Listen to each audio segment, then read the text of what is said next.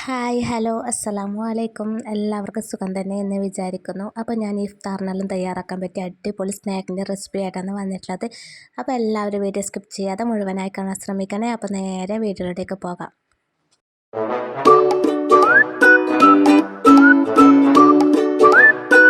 അപ്പോൾ അതിന് വേണ്ടി ഞാൻ ഇതാ ചിക്കൻ ഫ്രൈ ചെയ്യാൻ വെച്ചിട്ടുണ്ട്. ഞാൻ ഈ ഫ്രൈ ചെയ്യുന്ന വീഡിയോ ഒന്ന് എടുത്ത് വെച്ചിട്ട് വീടിൻ്റെ ലെങ്ത്ത് കൂടുന്നതുകൊണ്ട് നമുക്ക് എത്ര വേണമെന്ന് വെച്ചാൽ അതുപോലെ എടുക്കാം. ഞാനിപ്പോൾ ഒരു 5-6 പീസാണ് എടുത്തിട്ടുള്ളത്. കണ്ടം തന്നെ നോക്കിയെടുക്കാം. ചിക്കൻ ഫ്രൈ ആകുന്ന സമയത്ത് ഞാനിതാ 4 സവാള എടുത്ത് വെച്ചിട്ടുണ്ട്. അപ്പോൾ ഇനി സവാള ഞാൻ കട്ട് ചെയ്യുന്നതൊന്നും കാണിക്കുന്നില്ല. ഒരു ചീനച്ചട്ടി ഞാൻ സ്റ്റൗവിൽ വെച്ചിട്ടുണ്ട്. ചൂടായ ശേഷം അതിലേക്ക് ഞാൻ കുറച്ച് വെളിച്ചെണ്ണ ഒഴിച്ച് കൊടുത്തിട്ടുണ്ട്. പിന്നെ അതിലേക്ക് കുറച്ച് ഇഞ്ചിയും കൂടി ആഡ് ചെയ്യുന്നുണ്ട്. വളരെ സിമ്പിളായിട്ട് തയ്യാറാക്കാൻ പറ്റിയ റെസിപ്പിയാണ്. അപ്പോൾ ഇതുപോലെ ചെയ്യാത്തവരുണ്ടെങ്കിൽ എന്തായാലും ഒന്ന് ട്രൈ ചെയ്ത് നോക്കണം. പിന്നെ അതിലേക്ക് കറിവേപ്പിലയും അതുപോലെ തന്നെ നമ്മൾ കട്ട് ചെയ്ത ഉള്ളിയും കൂടി അതിലേക്ക് ഇട്ട് കൊടുത്തിട്ട് ഒന്ന് വഴറ്റിയെടുക്കാം. ആവശ്യമായ ഉപ്പും കൂടി ചേർത്ത് കൊടുക്കാം. നമ്മൾ എന്തായാലും ചിക്കൻ ഫ്രൈ ചെയ്യുമ്പം അതിൽ ഉപ്പ് ആഡ് ചെയ്തിട്ടുണ്ടാവും. അപ്പോൾ നോക്കിയിട്ടാകുമ്പോൾ ഇതിലിട്ട് കൊടുത്താൽ മതി. അപ്പോൾ കുറച്ച് ഇട്ട് കൊടുത്താൽ മതി. പിന്നെ നമുക്ക് വേണമെങ്കിൽ ചേർത്ത് കൊടുക്കാം. ഉപ്പിട്ട് കൊടുത്താൽ പെട്ടെന്ന് ഉള്ളി വഴന്ന് കിട്ടും. ഉള്ളി നന്നായി വഴന്നാൽ നമുക്ക് കഴിക്കുമ്പോൾ ഒരു ടേസ്റ്റ് ഉണ്ടാവുമല്ലോ. അപ്പോൾ ഇത് വഴന്ന് വരുമ്പോഴേക്കും ചിക്കൻ ഇവിടെ റെഡി ആയിട്ടുണ്ട്. ചിക്കൻ നന്നായി തണിഞ്ഞ ശേഷം അത് മിക്സിയിലിട്ടൊന്ന് ക്രഷ് ചെയ്തിട്ട് എടുക്കണം. നല്ലോണം പൊടിഞ്ഞൊരു വകയാവണ്ട, ഒന്ന് ജസ്റ്റ് ഒന്ന് ക്രഷ് ചെയ്താൽ മതി. ഇനി അത് ക്രഷ് ചെയ്യുന്നില്ലെങ്കിൽ ചെറുങ്ങനെ ഒന്ന് കട്ട് ചെയ്തിട്ട് ഇട്ട് കൊടുത്താലും മതി. ചിക്കൻ ക്രഷ് ചെയ്തൊന്ന് മാറ്റി വെക്കാം. അപ്പോഴേക്ക് ഉള്ളി വഴന്ന് കിട്ടിയിട്ടുണ്ട്. ഇനി അതിലേക്ക് 1/4 ടീസ്പൂൺ മഞ്ഞൾപ്പൊടി, ഒരു 3/4 ടീസ്പൂൺ വരെ ചിക്കൻ മസാലപ്പൊടിയും കൂടി ചേർത്ത് കൊടുത്തിട്ടുണ്ട്.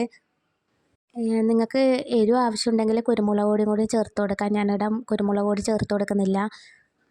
കാര്യം പറയാൻ വിട്ടുപോയി, പച്ചമുളകും കൂടി ഇതിൽ ചതച്ച് ചേർത്ത് കൊടുക്കുന്നുണ്ട്. നമുക്ക് എരിവിന് ആവശ്യമായ പച്ചമുളകും കൂടി ഇട്ട് കൊടുക്കണം.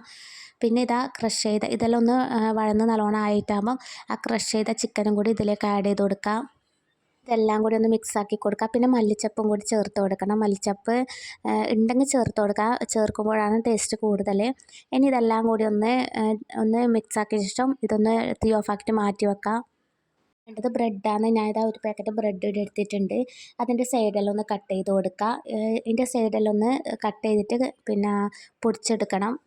നമ്മൾ വെറുതെ ബ്രെഡ് എടുത്തിട്ട് പൊടിക്കണ്ട. ഇതിൻ്റെ സൈഡ് തന്നെ ഒന്ന് കട്ട് ചെയ്തിട്ട് പൊടിച്ചെടുത്താൽ മതി. ഇതിൻ്റെ സൈഡ് എന്തായാലും നമ്മൾ കട്ട് ചെയ്യണം. പിന്നെ അത് വേസ്റ്റാക്കി കളയുന്നതിനെക്കാട്ടി നല്ലത് പൊടിച്ചെടുക്കുന്നതാണ്. നമുക്ക് എത്ര ബ്രെഡ് വേണ്ടതെന്ന് വെച്ചാൽ അതുപോലെ ബ്രെഡ് എടുക്കുക. ഞാൻ ഇത്ര ബ്രെഡ് എടുത്തിട്ടുണ്ട്.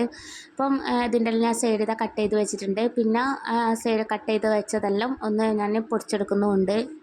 എൻ്റെ ചാനൽ ആദ്യമായി കാണുന്ന കൂട്ടുകാരുണ്ടെങ്കിൽ സബ്സ്ക്രൈബ് ചെയ്ത് ബെല്ലൈക്കൺ ഓൾ പ്രസ് ചെയ്യണം. എൻ്റെ വീഡിയോ കണ്ടുകൊണ്ടിരിക്കുക നിങ്ങൾക്ക് ഇഷ്ടമായ ഒന്ന് ലൈക്കും കൂടി ചെയ്യണം. പിന്നെ ഇതിലേക്ക് വേണ്ടത് മുട്ടയാണ്. ഒരു മുട്ട ആദ്യം പൊട്ടിച്ചെടുക്കുക. പിന്നെ ആവശ്യമുണ്ടെങ്കിൽ പിന്നെ നമ്മൾ എടുത്താൽ മതി. വെറുതെ വേസ്റ്റാക്കി കളയണ്ട. ഞാൻ ഒരു പാത്രത്തിലേക്ക് ആ ബ്രെഡ് പൊടിച്ചത് ഇട്ട് കൊടുത്ത് അതുപോലെ തന്നെ വേറൊരു പാത്രത്തിലേക്ക് മുട്ട പൊട്ടിച്ചൊഴിക്കുന്നുമുണ്ട്. ഇതിലേക്ക് ഒരു പിഞ്ച് ഉപ്പിട്ട് കൊടുക്കുന്നുണ്ട്. പിന്നെ വേണ്ടത് പാൽ വേണം. കുറേ പാലൊന്നും വേണം. ഒരു 1/4 കപ്പ് പാല് കുറച്ച് വെള്ളം കൂടിയും കൂടിയിട്ടാകുമ്പം ഒഴിച്ചു കൊടുത്താൽ മതി. അല്ലെങ്കിൽ പിന്നെ പാൽപ്പൊടി ഉണ്ടെങ്കിൽ പാൽപ്പൊടി വെള്ളത്തിൽ മിക്സാക്കിയിട്ട് അങ്ങനെ ചേർത്താലും മതി.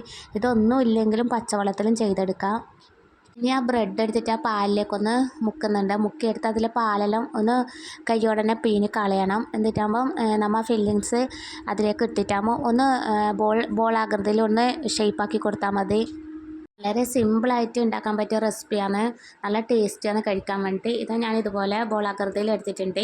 ഇനി ഇതേപോലെ മുട്ടയിലേക്കും അതുപോലെ തന്നെ ബ്രെഡ് ക്രംസിലേക്കും മുക്കിയിട്ടാകുമ്പം ഒരു പ്ലേറ്റിലേക്ക് മാറ്റി കൊടുക്കുക. ഇതുപോലെ തന്നെ എല്ലാം ചെയ്തെടുക്കുന്നുണ്ട്. ഇതിൻ്റെ ടേസ്റ്റ് വേറെ ലെവൽ തന്നെയാണ്. കഴിക്കുമ്പോൾ നല്ല ടേസ്റ്റിയാണ്.